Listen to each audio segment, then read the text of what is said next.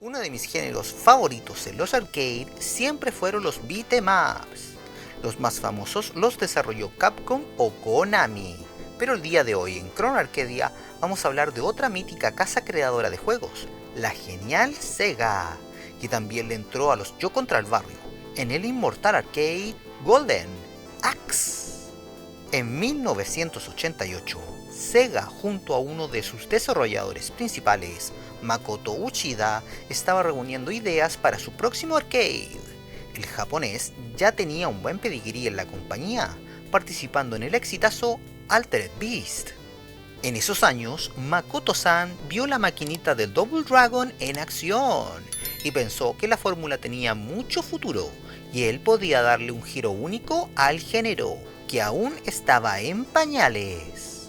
Uchida siempre fue un gran fan de las espadas y la magia desde niño, y una vez que el desarrollo del juego ya había empezado, dicen por ahí que arrendó la película que más acercaba al concepto que el japonés estaba buscando, la genial Conan el Bárbaro.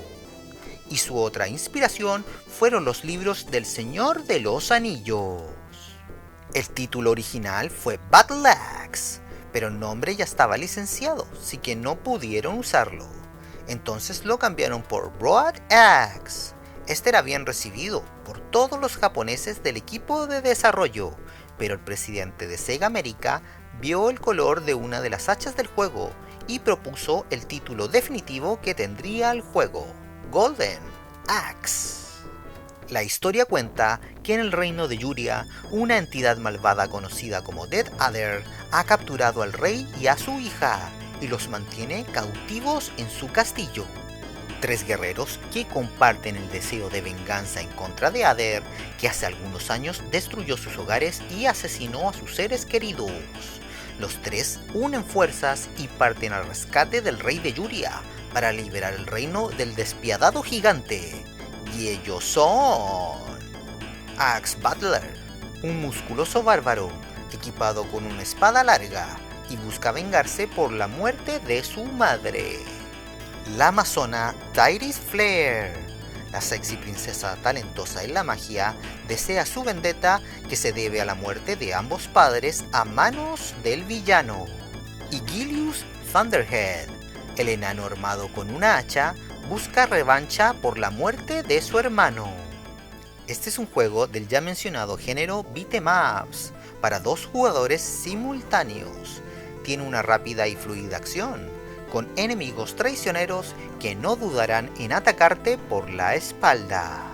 Tiene un salto mortal en un puente del tercer nivel, un notorio guiño a Double Dragon y su maldito puente que tantas vidas se llevó por su caudal pixeleado.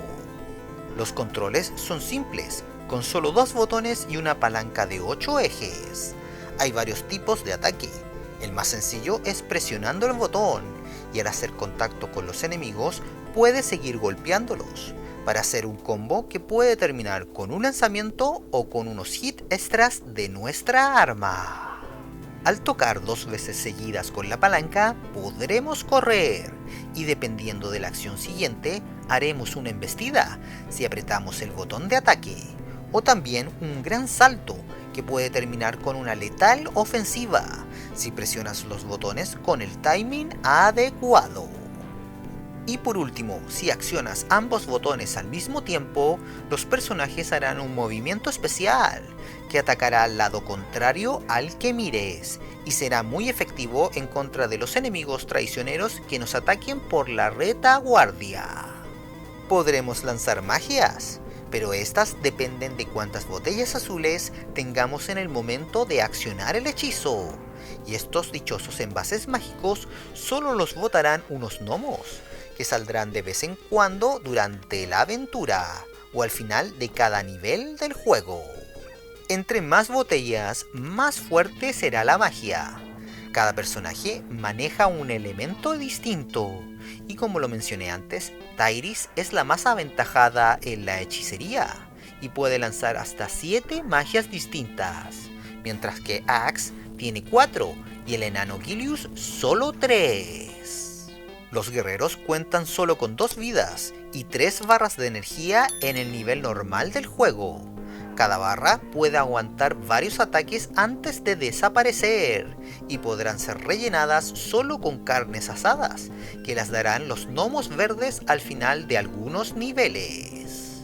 También durante la lucha encontraremos a los Bizarrians, unas bestias que podremos montar, como los basiliscos, un ser mitológico mitad serpiente, mitad gallo, que puede dar unos letales colazos a todo lo que tenga cerca. El dragón azul, que exhalará su fogoso aliento, capaz de matar a cualquier enemigo con un par de ataques. Y el dragón rojo, que es capaz de expeler unas mortales bolas de fuego, que pueden acabar con la vida de cualquier oponente normal del juego de un solo golpe. Los gráficos de este arcade se ven geniales para finales de los 80. Los escenarios son súper detallados e imaginativos, como en el segundo nivel, en que lucharemos a bordo de una isla tortuga tan grande que cabe todo un pueblo y gente que vive en ella. O en esta fase, donde la batalla se desarrolla arriba de un lomo de un águila gigante que vuela por los cielos. El arte sprite es muy bueno para la época ochentera, con geniales y fluidas animaciones, y un gran porte de personajes que superan ampliamente a los vistos en Double Dragon, el abuelo chocho del género de los yo contra el barrio. El apartado sonoro es muy bueno, creaciones de Toru Nakabayashi. Las tonadas representan muy bien al tono épico y fantástico del juego, claramente influidas por el filme Conan el Bárbaro. Hay efectos de sonido digitalizados directamente salidos de Rambo 1, solo escucha.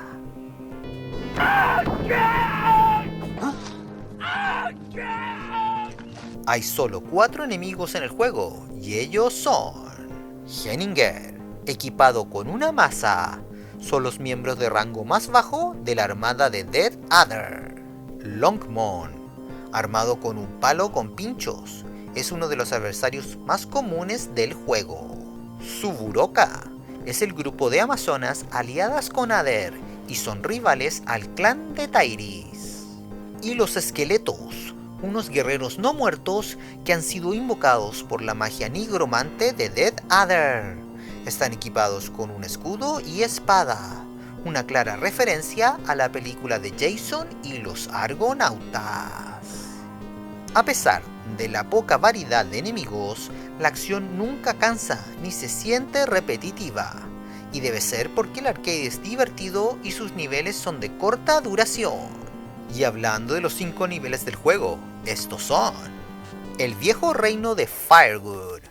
Estas tierras son parte del reino que Tairis Flare era princesa, hasta que el gigante malvado mató a los reyes y lo conquistó en un solo día.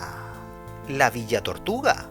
Esta es la aldea montada encima de una tortuga gigante, y los héroes la ocupan como atajo para cruzar el mar hacia las tierras del sur. La Isla Tortuga. Esta es la otra parte de la tortuga gigante. El Camino del Demonio. Se le conoce también como la Isla Águila. Debe su primer nombre a que tiene un cementerio, donde se dice que los guerreros muertos más bestias del ejército de Adder están enterrados. El trío de protagonistas deberá cruzar por esas tierras, para que la águila los lleve cerca del castillo de Yuria. Y finalmente está el Castillo Real, donde será la batalla final, en contra del gigante y sus más poderosos guardaespaldas que nos esperan en la habitación del trono. Las batallas más duras de este juego serán los imponentes jefazos, y estos son los Bad Brothers. Son un par de gigantes al servicio de Adder. Usan unos martillos de piedra como armas, y más adelante aparecerán nuevamente en el tercer nivel. Y su hermano mayor, que vestirá una armadura roja, es el guardaespaldas más leal del gigante y nos dará pelea en la batalla final del juego. El Teniente Viter, también conocido como el Caballero Armado, Este es un guerrero de alta jerarquía de la Armada Invasora. Sirve como jefe en la Isla Tortuga. Y hay otra variación con una armadura roja, conocido como el Coronel Bitter, que estará haciendo guardia afuera del trono real en el castillo de Yuria. Y el malo maloso, el antagonista del juego, el jefazo final, Death Adder.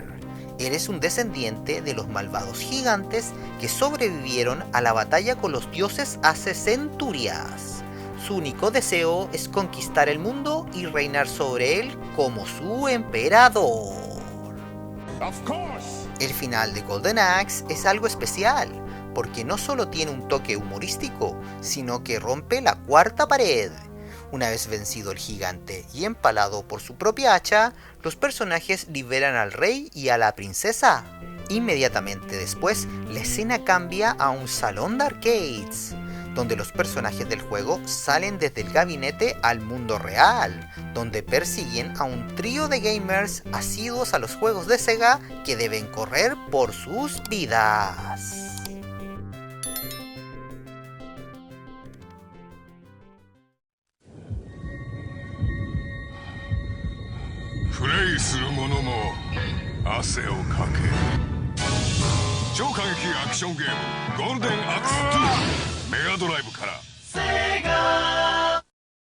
El juego fue uno de los éxitos más grandes que Sega tuvo en las maquinitas, sí que la desarrolladora japonesa no tuvo escrúpulo alguno y lanzó conversiones en cuanta consola y computadora doméstica pudo.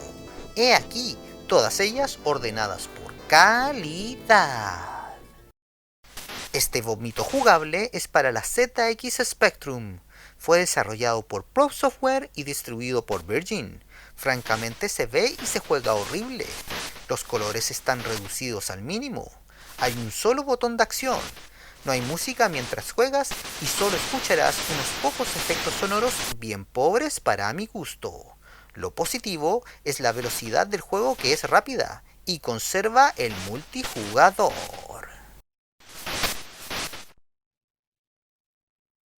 Este port para la Commodore 64 tiene algunos colores, pero se ven algo deslavados. La jugabilidad es lenta. También hay un solo botón de acción y solo podrás enfrentar un enemigo a la vez. Esto afecta bastante a la jugabilidad y al reto del juego.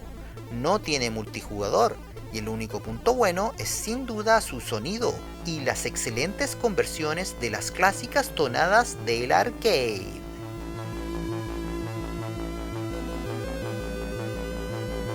En Amstrad es básicamente una versión coloreada del port de Spectrum.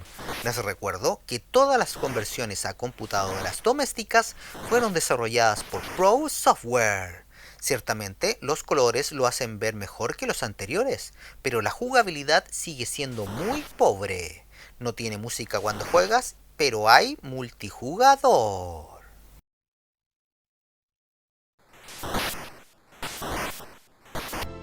Esta es la conversión para PC Engine CD, y hago énfasis en CD, porque Dios, qué feo se ve. Como que no pudieron sacar mejor partido a una consola de 16 bits y a la tecnología de los CDs. Fue lanzado por Telenet, y la verdad es que decepciona bastante. Los colores son deslavados, la jugabilidad es lenta y torpe, el scroll es tremendamente entrecortado. Los escenarios se sienten faltos de vida, algunos ataques no existen, la música es bastante buena, pero aún así, los chicos de Telenet la cagaron hasta el fondo con esta conversión.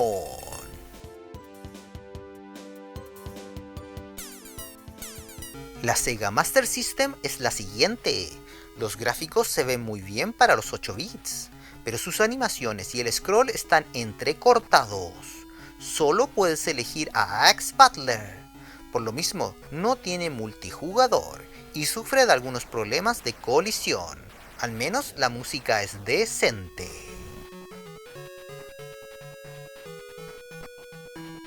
Parte de la recopilación Sega Smash Pack para la Game Boy Advance, tenemos esta versión de Golden Axe.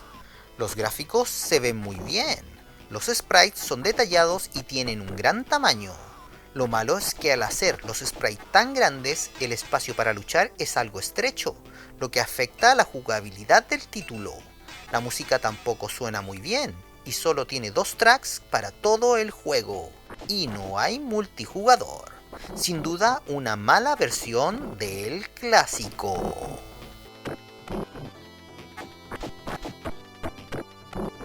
Esta conversión es para la poco conocida consola portátil WonderSwan Color, salida el 2002. Este es un excelente port, con decentes escenarios, con grandes y detallados sprites. Los controles imitan bien al original de arcade. La música es buena y tiene algunas tonadas originales que suenan bastante bien. Lástima que solo saliera en Japón, como otras joyitas ocultas de este sistema tan desconocido por estas tierras. Le toca ahora a la versión de Atari ST. Gráficamente se ve muy bien, pero el scroll y animaciones se ven un poco entrecortadas. La jugabilidad es algo lenta, tiene unos marcos verdes que realmente se ven feos. Por último, la música y los efectos sonoros son bien decentes para esta conversión.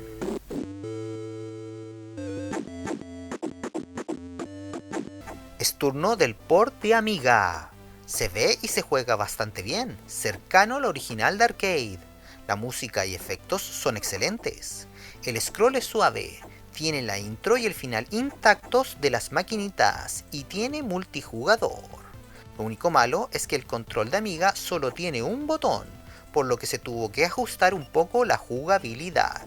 Fuera de eso, este es una excelente conversión del arcade.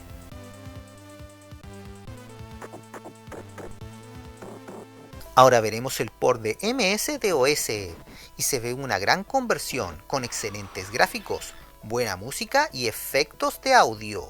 La jugabilidad es excelente y tiene multijugador. Lo único deficiente es el scroll, que no es muy suave, pero fuera de eso es una buena alternativa para haber jugado Golden Axe en un PC durante los 90.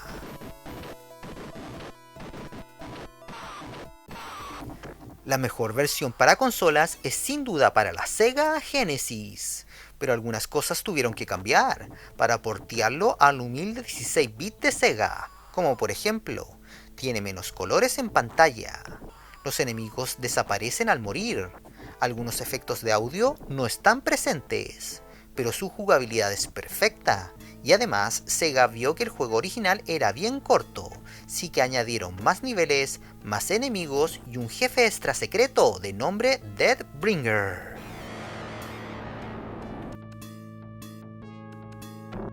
Esta es la misma versión, pero salió para la Sega CD y es parte del paquete Sega Classic Arcade Collection. Se supone que tiene mejores animaciones, pero se ve igual. La música suena mejor sin duda, pero por alguna extraña razón no hay multijugador.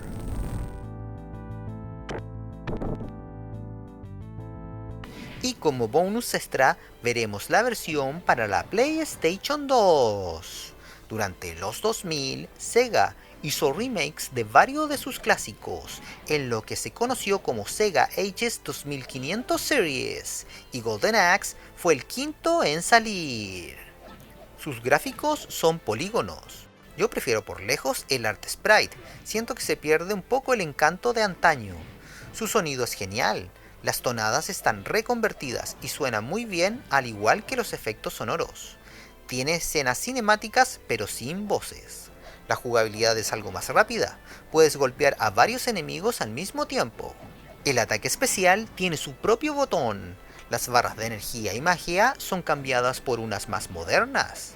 Los escenarios se ven simples y algo genéricos. Los diseños de niveles han cambiado totalmente. Son más largos, con muchos más enemigos por escenario. La inteligencia artificial de los oponentes es bastante básica y fácil de explotar. Tiene nuevos rivales, como los magos y el Minotauro. Y la batalla con el jefe extra también existe, pero esta vez es solo una segunda batalla contra Death Adder. La verdad es que se nota que está hecho con poco presupuesto. Algo de Golden Axe está aquí, pero faltó mucho más pulido en su jugabilidad al igual que en sus gráficos, y no tiene esa chispa de genialidad que desbordaba el original. Golden Axe es un arcade de esos míticos, tan exitosos que se convirtió en una franquicia. Fue explotada con un montón de secuelas en varios géneros distintos, o al menos hasta la séptima generación de consolas, donde Sega decidiría enterrar en lo más profundo de su catálogo a esta genial saga. Esperemos que algún día la casa del puerco espina azul se decida a revivir a Axe Battler y compañía, ya sea con un verdadero remake o con una secuela al más puro estilo de Street of Rage 4. Bueno, soñar es gratis. Si deseas jugar el arcade original, te recomiendo usar el emulador MAME, que nunca decepciona a los amantes de las clásicas aventuras de las recreativas. Si te gustó mi contenido, deja tu like, suscríbete y activa la campanita. Me ayudaría mucho que compartas mi video para que más gente lo vea. Estoy en la difícil misión de monetizar el canal y llegar a los 1000 suscriptores y las 4000 horas de reproducción. Así que les pido su ayuda. Por favor, compartan mis videos, véanlos hasta el final y comenten lo que quieran, que con gusto les responderé. Se despide Campus, un saludo y nos vemos en el próximo capítulo de Chrono Arcadia. ¡Adiós!